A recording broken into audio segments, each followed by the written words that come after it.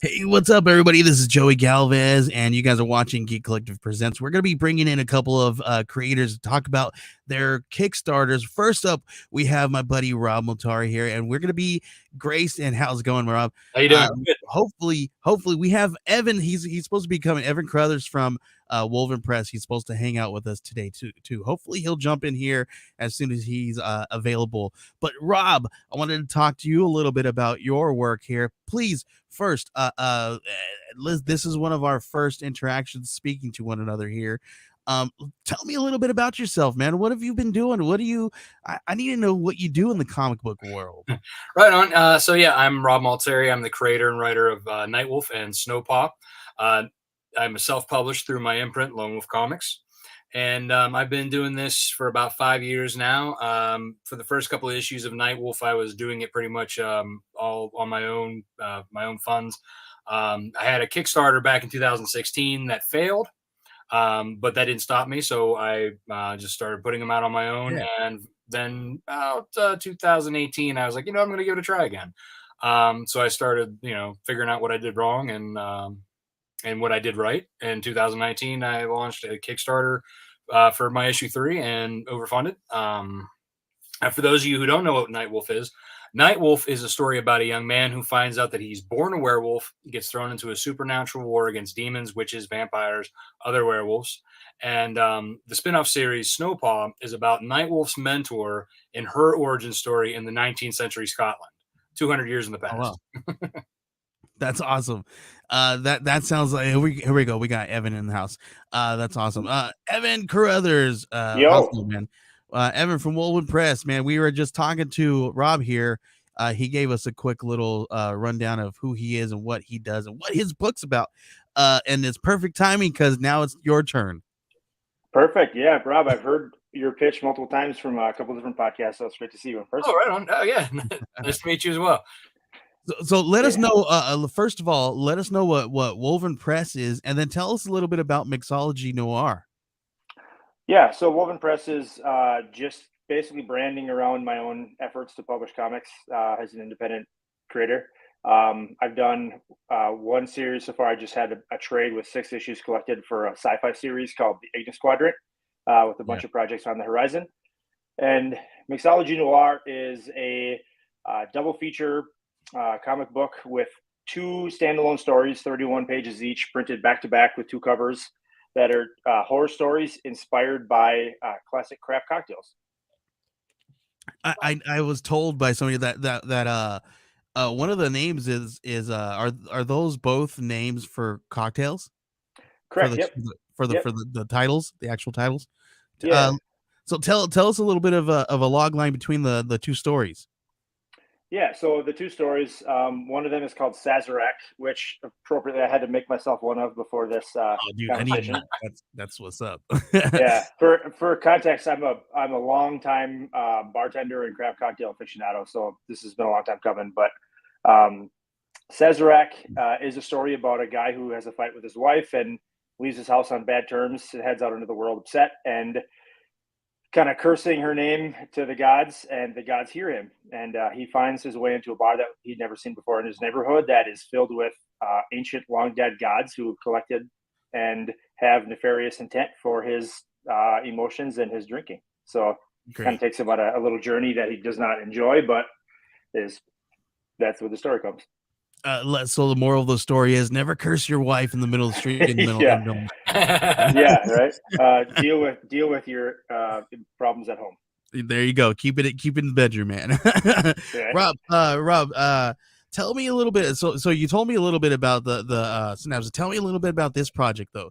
You're doing something a little different, right? You've done the comic book thing. You've been around the block a little bit there, but you're doing a plush this time. That's right. So this little bad boy is actually inspired from the one of the pinups that were in my Volume 1 trade paperback by Megan Alford. And what's cool about this is that a lot of people were asking about more about this, and so it kind of inspired to do the plush itself. And so I was like, all right, yeah, let's check it out, let's do it, figure it out. trying to get into different kind of like merchandise and try and see what people like, and so we're running a Kickstarter for a run of 300 of these guys. And hopefully if we overfund, we can do more. So, it's nice to have stock. And then we're also doing a 5-year anniversary connecting covers for issues 1 through 6 of Nightwolf as well, to accompany, as a collector's edition for the Kickstarter.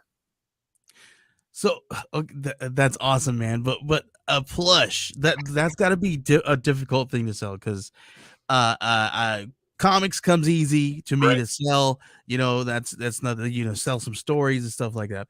But how do you flip from selling a comic book to selling a plush? I think, for just being able, and doing this for 5 years and building up my audience, and kind of like, I talk to them, I email, my newsletter often, and I do surveys. I encourage them to talk to me. I encourage them to email me back or talk to me on social media. Again, just, kind of gauging their interest on things. And, this, like, everybody, when they saw the designs for this, were just like eating it up. It seemed like, something's different to test, to try. I didn't know really what to expect. And it seems to be paying off so far. It's a great looking design. I love it. So Evan, yeah, I've been a little bit familiar with Ignis Quadrant, and then I've been seeing some new stuff coming out, man. Talk to me a little bit about some of the new stuff that you got. A ton of cool stuff coming out very soon. Yeah, I have a lot of stuff in the works. Probably too much, but that's just kind of how I have no other way but to dive in head first. Listen, I don't hang out with anybody else, anybody who doesn't like have too much going on their plate, and they still keep going. Like a second ago, Rob said, he had a unsuccessful campaign, and that didn't stop him. Right? I sit amongst guys who nothing gets in their way, and if they do, they just figure out how to get over it. So, man, you're right. You're amongst friends here. Yeah, so I would say that my backstory, before I got into comics, I have a side business called DC3D, where I've done stuff for tabletop gaming for the last 7 or 8 years, and I've done 17 Kickstarters there before I did comics. So that was all focused on things like 3D printable miniatures, maps. That's a wild game. Like that's a wild game. Yeah, but what that taught me over the years was learning how to manage, working with creatives, working with people to help me organize parts of my business that I wasn't the best at, to optimize my time. Where should I spend my time on the core pieces of what I'm good at and what's the identity of it? Where can I outsource stuff and manage that? So I'm trying to be determined if it works or not. I'm trying to lead that same strategy into my comic book goals. So I'm working with other writers who are more experienced than myself, who have connected scenarios in the industry, have an understanding of the medium better than I do from a creative side, to help bring some of my projects to life. So I'm working with multiple people to help create different things. I'm working on a YA graphic novel with Devin Arscott, who's well beloved in the indie comic scene. I'm working on multiple different miniseries that I hope to pitch to different publishers in the near term, or self-publish. I think I have 6 or 7 projects in tandem right now, and that's, like I said, some of those I'm writing myself and working with editors. Some of them I'm kind of just ideating the storyline and world, and bringing in writers to help me. And then I do lettering and the art management and that stuff. So it's fun. Yeah, man. And is this your day job, or is this just your side gig, man? It's my side gig. I'm a software engineer by trade, but I've been an entrepreneur for my whole life with software companies too. So your brain gets wired in a way where you can kind of multitask. I feel that, man. I feel everybody's like, you got a lot going on, man. I was like, yeah, but this is how it works. And if I stop, I feel bored, and it's like that. I'm like, I feel like I don't have enough if there's a lot going on and then I have a gap, I'm like, I need to fill that with something. I'm one of those guys. It's like, how many emails can I respond to on my bathroom break from my full-time job? Like, you just kind of doing that stuff. I feel you there. Yeah, I'm a web and graphic designer, so I get the same. Nice. Yeah, I'm constantly like going at all different speeds and focus on things. Okay, man. Evan, we're still talking to you a little bit here. I need to know, because this is a fun book here, and you said you've been a bartender for a while, right? So obviously there's fun stories going on inside those bars, man. Oh yeah. And so what inspire these stories? Like, was the crowd in those bars the ones that kind of set these things in motion, or where do they come from?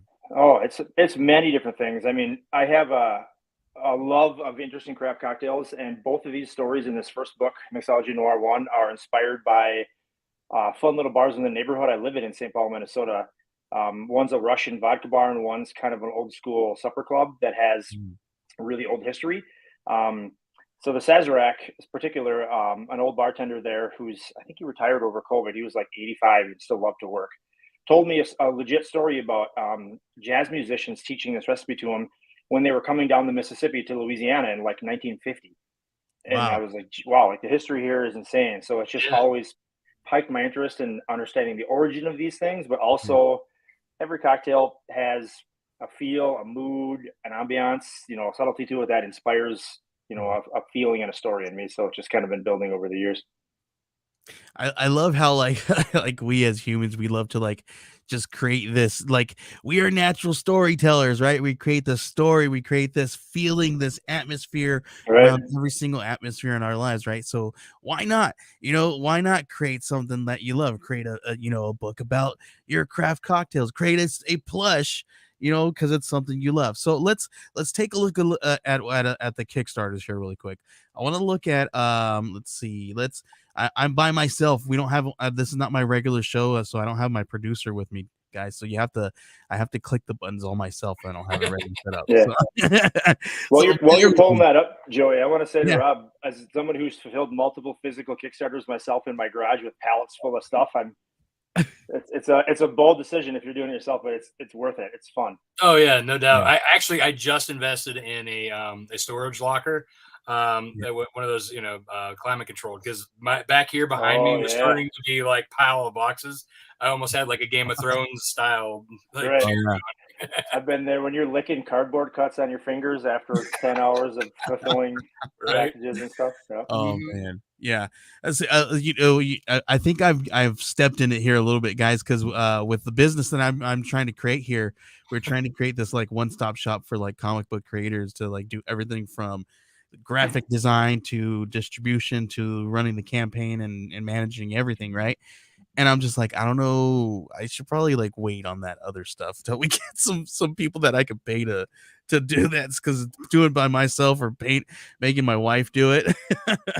I'm doing fulfillment now for my Snowpaw campaign while I'm doing this. Like I'm almost done, but still I'm like, why am I doing it at the same time? But if you get into a routine, and I love that you said that, because if you get into a routine where you have one comic book Kickstarter, right, and then about a couple months later that you got one running, and that other one is in distribution, and you can keep it going and kind of piggyback on that thing. It's a little nice little wave that you can create for yourself, right? And like you said, it keeps us busy doing it that way. Like when I was only doing one series, there was a gap that I'm like, I need to fill. And then I did with the second series, and now I'm doing it with the plush. It's so that way it's kind of keeping it going while I'm waiting for my next issue to be finished. All right, so tell me about this Kickstarter here, Rob. Yeah, so like I said, this is for the plushie that's inspired by this pinup here, as you can see on the screen. You can kind of see he's pointing to himself there a little bit. We have Sean Butler in the house. Good evening, gents. Apologies that I can't stay, but I wanted to drop thumbs up and say, hey, huge fan of Rob and Lone Wolf, and definitely going to check out Evan and Wolven Press. Awesome. Thank you. Thank you, Sean. Yeah. Great people. Let's see. Let's keep looking.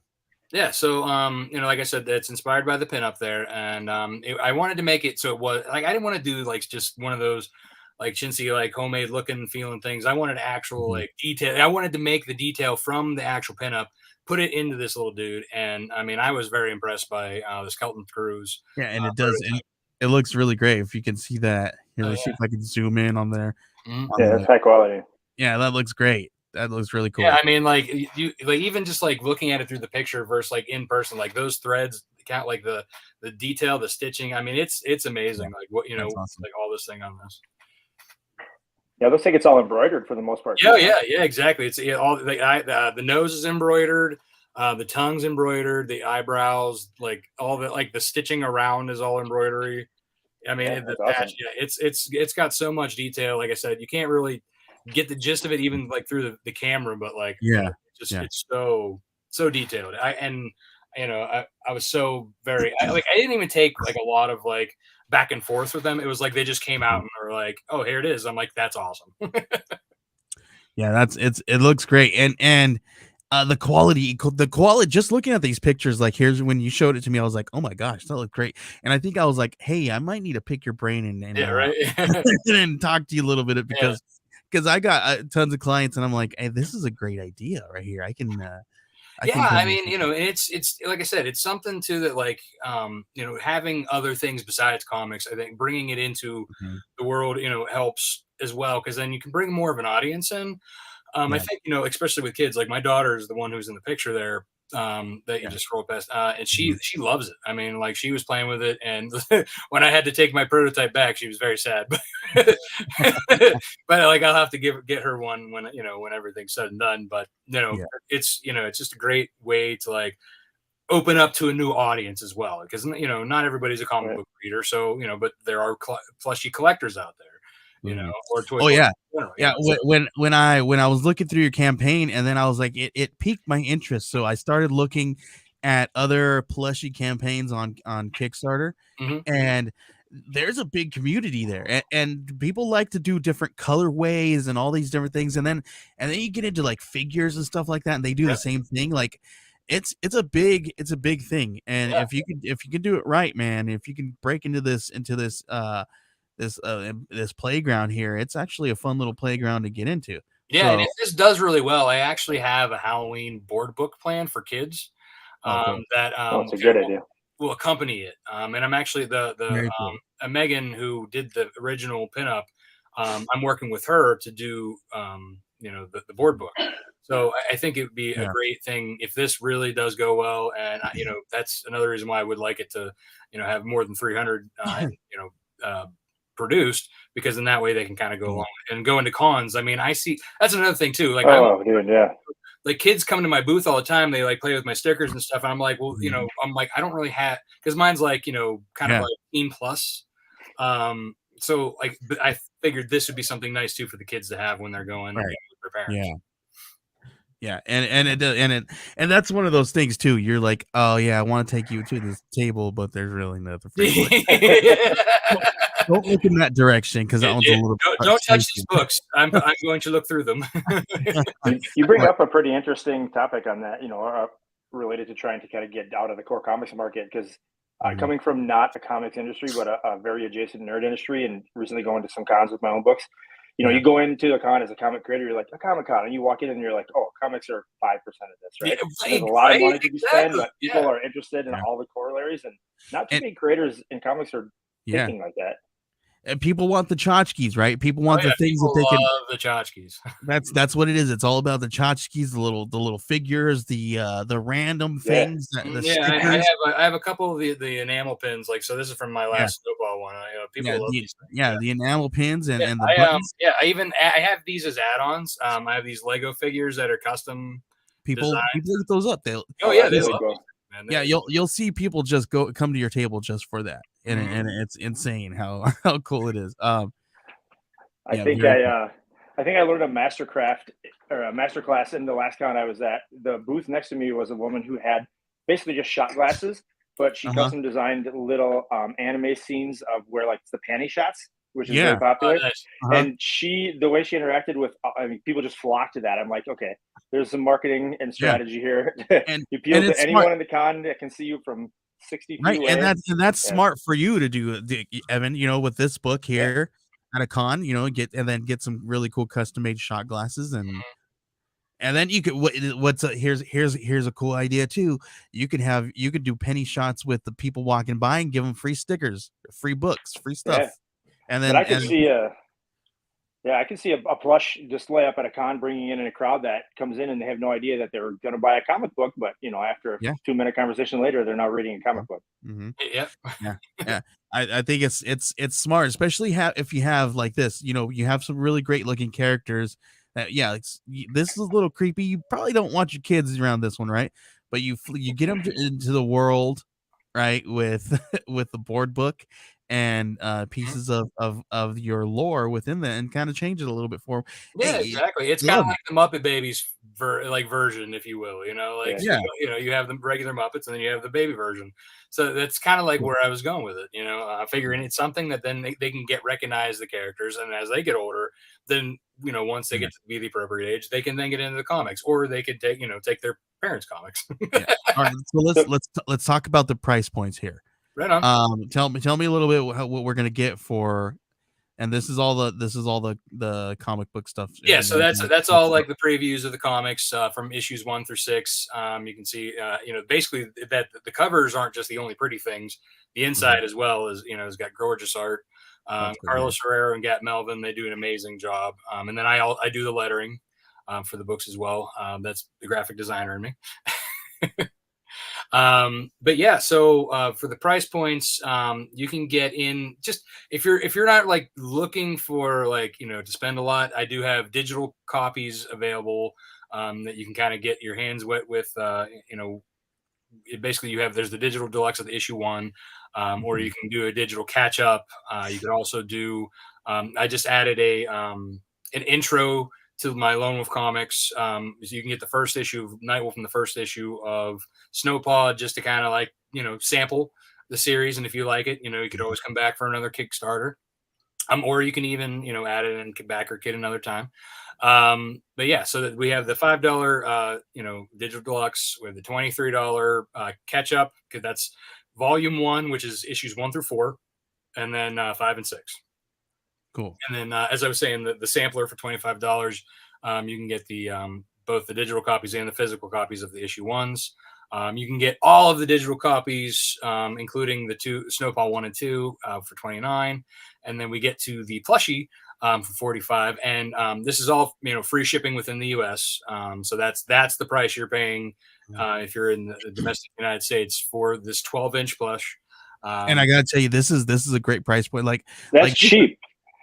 This is a great price, and this price point here, it's like I've looked around at other plushies, and I was like, kind of get an idea, and this is around the same price point that everybody kind of sits with these. So, and they're great. They're around $45-$50. If they get a little higher than that, then I'm just like, I better be getting something. Yeah, else. and that's just it. Like the amount of detail that's in this thing, I probably could go higher, but I didn't want to. I wanted it to be affordable. I wanted people to have it. Great. Yeah. So I And that's shipping included. What's that? That's shipping included. Yeah, that's shipping included. That's insanely affordable. People should be buying that. Yeah. Oh, I did. I'm gonna let you guys know. I bought one of these. I'm gonna have to fight my kids because I want to keep it right here behind me in my office. Maybe you need to buy 2 then. I know. I might. That's what I just said. I was like, I might have to buy 2. So for people who do want to have 2, so the way with add-ons work with Kickstarter is you can get this one or one of the other tiers. You can go in once you get to the add-on section, you just click the add button, and then you can go up to how many you want. I had one of our fellow creators, Dave Steinborn. He ordered 3 of them. That's awesome. That's fantastic. Yeah. I actually might be considering it now. If I show my wife, this is the thing. I didn't show my wife this plush on purpose because if I showed it to her. I have two little ones. I have a 5-year-old and a 2-year-old. And she's gonna be like, you're gonna have to get 2 of them, right? And then she's like, but then you're gonna want one for you, so you're gonna have to get 3. It's just the way it goes, But lucky for me, like I have 2 older boys that are 14 and 12, so they're not interested. They're like, nah, we're good. But they got the Legos, so Yeah, there you go. And then you got the connecting covers and a plush. Yeah. So you can get the connecting covers by themselves. If you aren't interested in the plush, you can get it for $85, which is actually really reasonable considering these are limited editions, and they're only going to be available through Kickstarters. If there's any left, it'll just be through Kickstarters. There's not going to be going to cons or anything. So this is the only places that you can get them. Cool. And after this campaign, because they'll go up to a different price level because they're so limited. And I wanted to make them affordable for people to grab. And but yeah, you can get together, and you can get it with the t-shirt and hoodie as well. Very affordable prices. Very cool. And I mean, and these hoodies are like, this isn't the exact hoodie, but the quality that I get through my apparel guy, like, is great. It's strong. It's got the nice, Listen, apparel now is where it's at right now, and they're getting the everything. The quality is getting better, and the price points that you can get them wholesale are getting even better too. You're just like, heck yeah, it's everything's starting to slowly go back to normal. Maybe at a good spot. Maybe I don't want to, except for the post office because they keep raising the price like on Monday. That's because the post office. We all know why what happened. Yeah, right. Anyway, Yeah. I'm not gonna get into that. But yeah, I love this. And then what do you got? What do you got in this little collector's mystery box here? So we got a bunch of. So you get a mystery CGC, whether it's a Snowpaw or a Nightwolf. It's one of them. I have like. I love this idea. 3 big boxes from the CGC up there that I just randomly pull and pop them in there. Nice. And then so also you get all of the books where you get all of the mysteries. So you get issues 1 through 6 and 1 and 2 of Snowpaw. So those are mystery copies. Those are all going to be high-end variants. So I have a bunch of variants that you can get that's definitely to fill the box, as well as you get the collector connecting covers. So these are small shots of like those covers that could possibly be in there. But this is if you back at the alpha tier, you get all of them. Like, and there's no mystery. Wow. You get it. Wow. And then you get for $999, you get a piece of Rob's cells, so you can duplicate him and which may or may not have werewolf DNA in it. Right. Yeah, so Carlos Herrera is the artist. So he did all of the covers here for the for the connecting cover. He's my illustrator for Nightwolf. He does a lot of the cover art for me. He's an amazing illustrator and colorist. Gat Melvin is the colorist in the book, but Carlos likes to do his own cover art. But yeah, I mean, he does a great job, and he could do one for your comic, as well as getting all of those comics. Awesome. And then you got the little figures here. Very cool. Then the different trades. I also have metal covers from past campaigns up for grabs as well. Nice. I love that. The metal covers are so fun. Very, very cool. Yeah, man, this looks great. I love it. Awesome. All right, I'm gonna stop sharing that one right there. Awesome, man. That's I love this. Go ahead and pull that up. All right. So let's go ahead and look through Evan's campaign here. We got looks like Alan came in and said hi. Let's see. What up, Alan? Here we go. I'm here by myself. No producer. Here we go. You know what you're doing, Joey. Don't undersell your skills. Mixology Noir book 1. Let's talk a little bit about this. Listen, I got to tell you guys how impressed I am. I'm going to press play here because I'm freaking impressed by this. Look how cool this is. What? Oh my gosh. That's pretty cool. This is freaking cool. I thought everyone that goes to their local comic shop, you flip through a book before you buy it. And I'm like, why the hell wouldn't I want to show that on Kickstarter? And it was easy to do because the book was done before the launch. A lot of people can't do that because it's not done yet. But he did this himself. Yeah, it was in After Effects. Oh, nice. But he built it all because the comic is printed back to back, but you have to flip the one side to read the right way. I thought that it'd be cool to show how that works to people. Listen, that's pretty sweet. Evan is special, and he's also like he's like extra, and he had to do this himself, and he's like, and he had to build everything himself because I asked all these questions too. He's like, well, I had to build it. Yeah, it wasn't convenient, but I'm like, I got to template this. So I can do it again in the future. Nice. Listen, dude, and listen, if you could sell that template, let's do it, Evan. Oh, I know I could. Yeah, for real. I mean, I'd be interested because I know how to use After Effects, but I don't think I've ever did anything that advanced. And my books are always done before going to a Kickstarter, so like I want to make sure they're print ready, so it would be perfect for me. Heck yeah, man. Let's talk, Evan. I gotta wait. Let's do it. All right, let's hear about this, man. Tell me a little bit about this 76-page double feature. Yeah, I don't know how it ended up like this. I just started writing these stories, and I always wanted to do them, and I'm like, might as well spend a bunch of money and make it a big book and collectible. So it's 2 covers back to back, as I mentioned, foil, stamping, soft touch, laminate, embossing. It's going to be a really, really nice book to hold in your hands. and fun because of the flip flop double cover situation. That gold is going to be gorgeous. That you said it is embossing foil. Yeah, embossed? so that's not going to be embossed. The embossing is going to be the embossing in the foil is actually going to be the frame around the outside. Okay. Oh, that's and cool. and some of the trade dress and stuff. So what but it's part going is to going have to be the soft touch foil? in a minute. It'll be the frame around the whole outside, Okay. and then Oh, the that's trade easy. dress, like the Wolven Press logo and stuff, and then Dope. the logo of the story. Dope. That's gonna pop real nice. Very cool. Yeah, I think it'll be cool. So yeah, just ended up being 2 stories. I got a lot of fun art. I've worked with a lot of really interesting illustrators before I got into comics and tabletop gaming, so I brought some of those into this for, really cool illustrations for like the intro pages and the credit pages and stuff that adds a lot to the book. It almost feels like an art book when you kind of flip through it, in addition to the cool stories. Yeah. And you have a couple of different artists on it. Who's the artist on Sazerac here?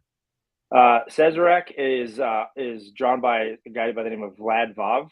Not really well known in the comic industry. He's an illustrator that done some comics, but very, very kind of unique style of line work. I really enjoyed how everything came I out. love this style. It's great looking. Yeah, and colored by a guy named Wem7, the number 7. Very cool. I don't think his mom gave him that name, but it's his artistic name. Yeah. All these guys, and then there's our buddy Eric Pilicki. You guys, Yeah, Eric is everywhere. Yeah, he's doing great right now. He's a cool guy. Yeah, I actually have a co-written story, a post-apocalyptic story coming out with Eric pretty soon. We got almost 3 issues done, and we're looking for a home for that too. So we'll see more of that coming soon. I heard about that, man. I want to hear. I want to read that one. Tell us a little bit about Vesper, man. Who's creative team on Vesper? Yeah, so if you scroll down, you'll see some screenshots there. But Vesper was a different art team. So that one was actually drawn by, I gotta look at my Miguel Guzman is the guy's name. So and colored by a guy named Ichisan Ansori. Different kind of style, very different. I wanted 2 different styles in this. As you saw before, Vlad's very heavy, kind of, I don't know how you describe it, like whimsical line work. And this is kind of more traditional but good. And if you scroll through Vesper a little bit down there, I did a different style in here where I went. You can't really see it here, but I have the whole page layout further down. But I went 2 pages and then front and back flashbacks. So you kind of hear different rules about how you should write stories and storytelling. You have 4 major scenes in comics or whatever. But I wanted to try something different of these and the future stories I'm writing. And the way I did it is that it flip flops every 2 pages. So you every page turn you're going to a flashback and a flash forward. In Vesper particularly. So it's kind of a different style of storytelling, but it's kind of fun. I like it. I had a chance to read a little bit through it, and honestly, these 2 different styles they complement each other still, though. Even though they're different, they still complement each other, and I liked it. And the way you had the art, the colorists, even the colors complement each other very well as well. It was really, in other words, it didn't like. When you go through like an anthology or something like that, and you have all these different art teams, and if you have a story that goes that is an all goes throughout the whole entire thing, sometimes the changing of the art team kind of throws me off. This didn't throw me off because the way I was reading, it didn't throw me off, and I don't know if that is a thing. A conscientious decision there is actually that I lettered both of these stories, and I tried to keep somewhat of a cohesive lettering style, even though it was different art and coloring, which I think smart. Yeah, maybe it worked theoretically. It did. Yeah, it did. Because it felt like it didn't make my brain tell me that there was a different art team. I don't know. I don't know if it makes sense. Yeah. And then so you can see what I was talking about here. So these are the side by side. So you can see that there's 2 pages of one part of the story that it flips forward, and it goes back and forth every page turn. I see. Yeah. So it kind of builds like a really rapid pacing and level of suspense. So it's kind of cool. The color it's a bit of a roller coaster. Different, yeah. I see. Yeah, it looks great. And then and that looks awesome, man. It's freaking gorgeous. I love this stuff. Cool, man. So let's talk a little bit about your price points. We blew through those because we wanted to get to those pages, but let's talk a little bit about the price points here. Yeah, I keep it lightweight. So there's 3 different pledge levels. The first one is digital only, which is $12 for the full digital pledge, which is 2 stories that are 31 sequential pages each, plus a bunch of art pages. So cheap by any standards of comics, I think, digitally. And then you can jump into that's that one big huge debate that I always hear that between creators and consumers with the digital, right? People are like, oh, you're gonna make me pay 10 to 15 bucks for digital, but then you're like, dude, you're getting like almost 100 pages, right? That's still a lot of work that goes into that. And here we go, guys. People that don't know, it's a lot of work to put those pages in the format for you to read it digitally and not be frustrated with it, right? To a user, that usability. It's not difficult, but it still takes time, and time that people actually should probably be paying those people for, and you're asking for a digital copy to be cheaper. So I just that's my 2 cents. I'm interested to see where that goes, that conversation in the next couple of years, because I personally don't collect anymore. I read purely digitally. And there's a bit of a line dividing the comics, general readership market on that topic for good or bad. But with the whole, especially with the new Mixology news and everything, digital versions still cost money to produce, right? You don't cost money to ship and to print, but cost goes into those comics. I mean, even the art itself. I mean, the digital doesn't really, like, the prices that people are paying for digital doesn't pay for the art. So, and it takes the print quality is sometimes different from what you need to view on a screen. So sometimes you have to tweak some things, and that takes time and skill. And somebody that had to go through schooling or learn that thing, they like to get paid for those things that they learned. Right? I mean, at the end of the day, if I'm reading a comic that I'm holding in my hands that I bought at my local comic store, or it's on my iPad, I'm getting the same exact experience, right? It's not worth more or less money to me, unless if I'm a collector. I'm willing probably to pay more for variant covers or different kind of situations anyway. So, listen, my wife tells me it's reasonably priced. My wife tells me, she says it's easy for you to blow money on comic books, like spend $100-$200 on comics with no thought in your eye, and you're right. But I can't, we can't just go and splurge on $30 at the dollar store. It's like you just sneeze $200 at the comic store, but you can't fathom spending $30 at a Walmart. These are investments. They're investments.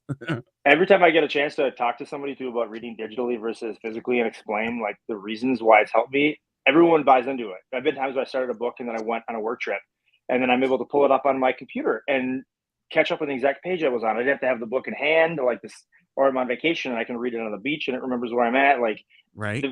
It's so much more convenient than reading physical. I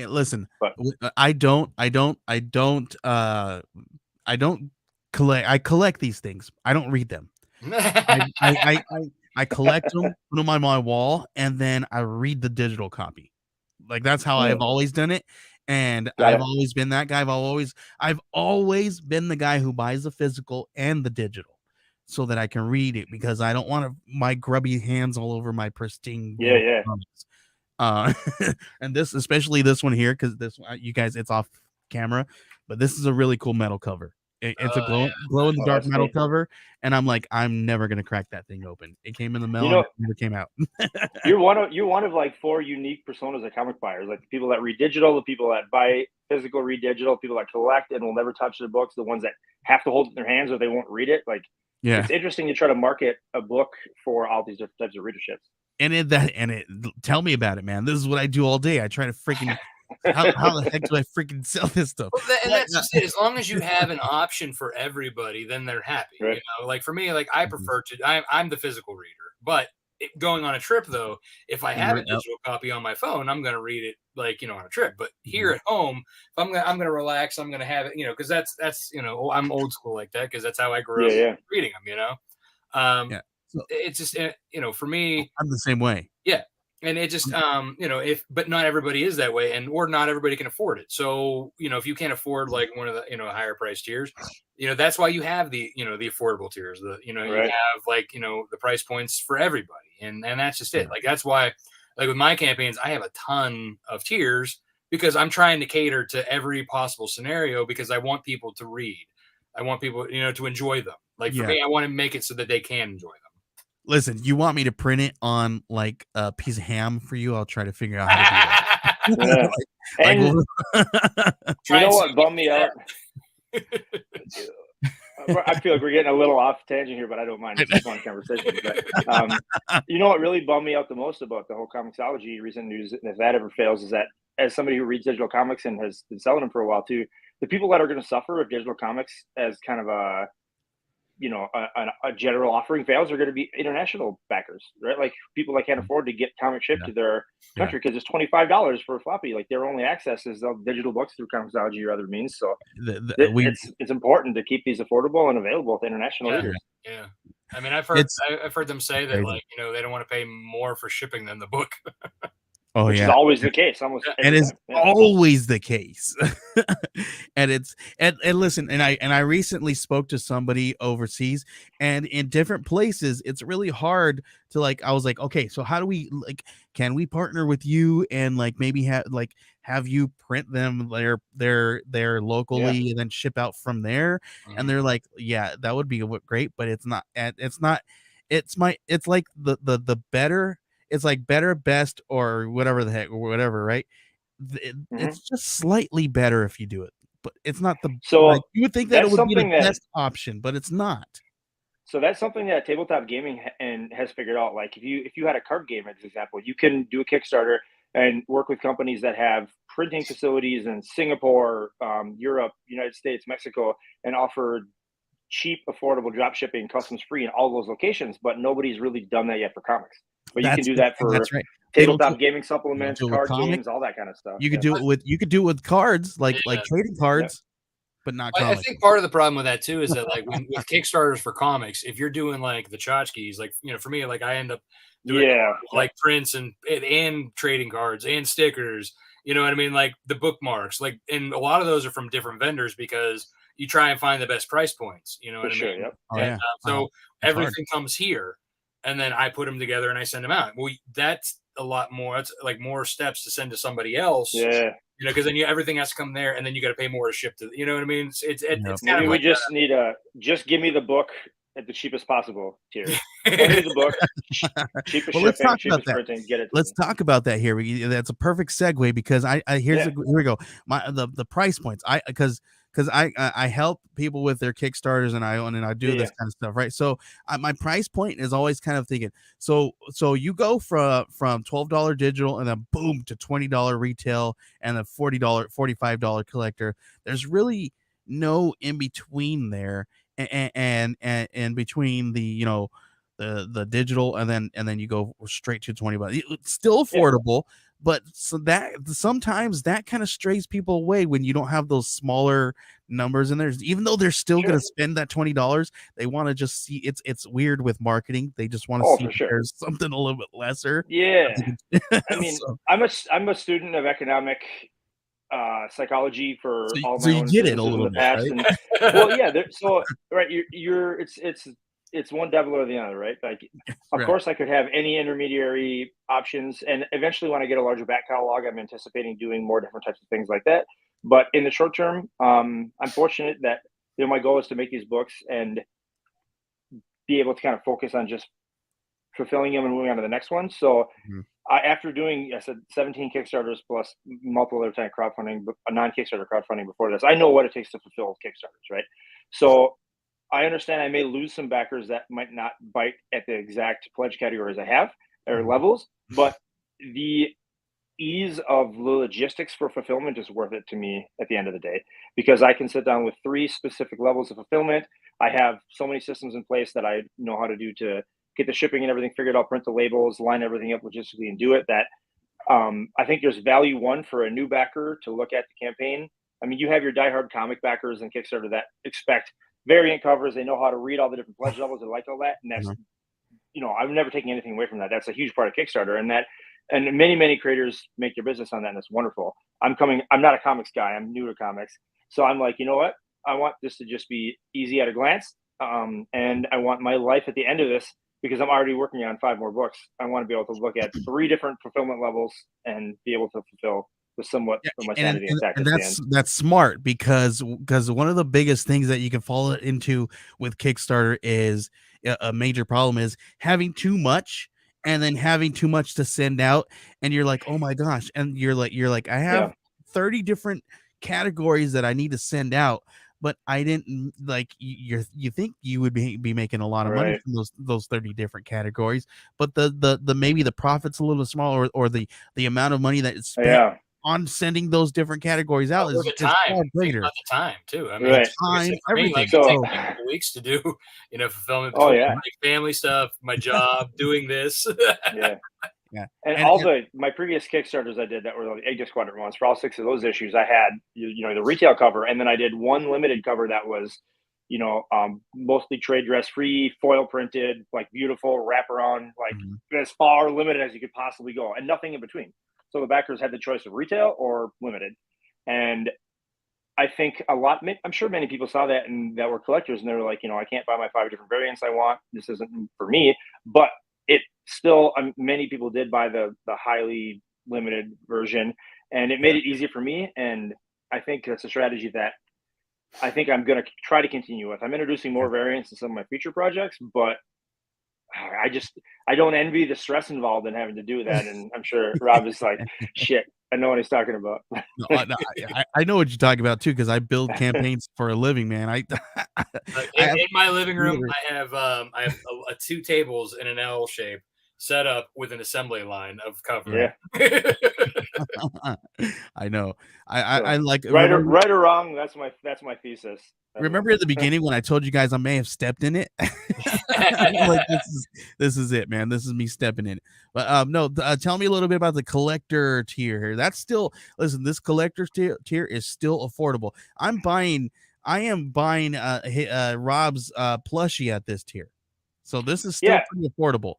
I mean, look, this is just some books. That plushie still seems pretty cool. But so this is the retail cover that I mentioned with the embossing and foil and soft touch laminate and everything, and then you get another additional copy with variant covers from some awesome artists that I've worked with in the past. So it's again a cover each side sandwich, and then that cool art print there from Diego Porto, which is on the left, and a die cut sticker. Diego is one of those artists I mentioned I worked with in the past in some of my other tabletop game projects. That's not really a comic artist, but just an amazing illustrator. I found, I'm sure you can attest to this too, Rob, but one of the best parts about creating comics is finding and working with artists that are, I at least as a creative feel like I'm outclassed by every artist I ever work with. It's amazing. And when it's the best part of the process. Yeah, when you approach them, you're like, "Will you please work on my book?" And then, when they say yes, you're like, "Yeah!" Yeah, and you do this 5 or 6 times, and you end up with a book with art that feels like an art book that could damn near be at a museum. So I love it. And there's a die cut sticker. I got another sticker I'm going to release as part of some stretch goals too. So very cool. So these ones here are these the standalone stories on their own, or are they? No, this is just the add-ons showing the variant covers in a little bigger detail.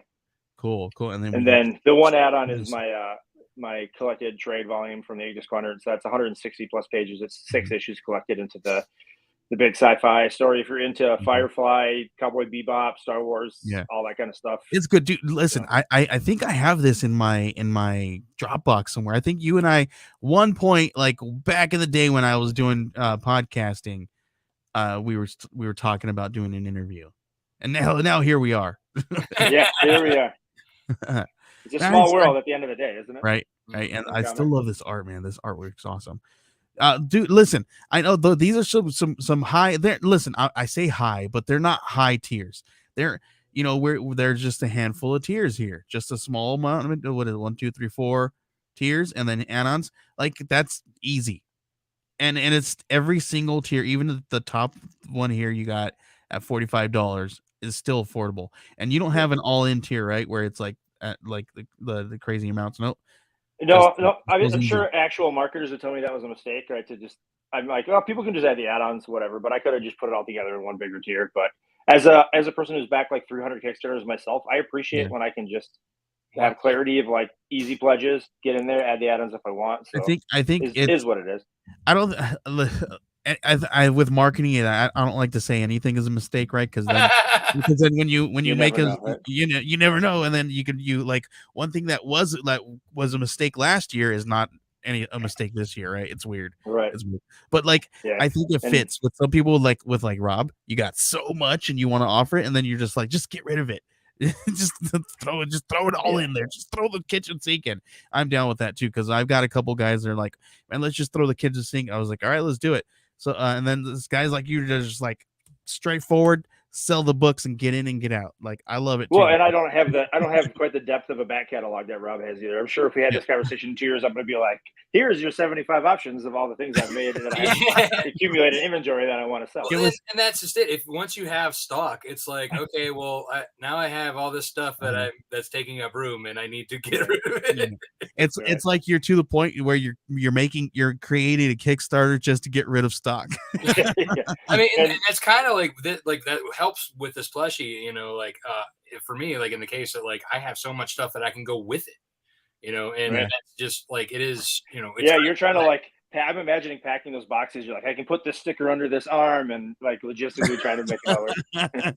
Well, I'm still using the Gemini mailer with like the stuff, the comics and stuff. Next time, what you're going to need to do is make sure that the stuffy has pockets. So you can get a hoodie with the pockets. Making sure that the customs agents don't find it if you're doing international shipping. Like a little note to the backers: look inside the jacket. There you go. It's a hunt. What the heck? Oh man, that's bad, man. I just pictured like people getting tackled by TSA agents in the airport. What is this? Man, listen, this has been fun talking to you guys both. I'm really excited about both these Kickstarters. When Rob, how long do we have on this Kickstarter? All right, so we are live until February 9th. So we got like 19 days left, I believe. 19 days, February 9th. It's going to be done. So make sure you guys head on. I have a really cool banner, not a banner, a cool vanity link. All you guys got to do is here. I'll probably type it in for everybody there. All you got to do is head on over to geekcollective.net/plush. That is PLUSH. I almost didn't know how to spell it. And then and same thing with Wolven Press. We have a vanity link. You head on over to geekcollective.net/Wolven Press. That's WOLVENPRESS. And that'll send you to both their live Kickstarters. And like you said, there's some great tiers there, great books. And Evan, what should we be drinking tonight, man? What's good? Like here. I've got an list. I'm going to tell you what kind of mood I'm in, man. I just kind of want to chill. Tomorrow tonight after this, I have to get in on I got to bust out on some on a build because we're going to be launching another Kickstarter here in the next week. I just kind of want to chill, relax, and kind of get some creative juices flowing, man. What's a good cocktail? Well, I don't know what you got in stock at home, but I'm going to the store right after, man. I'm going to the store. So.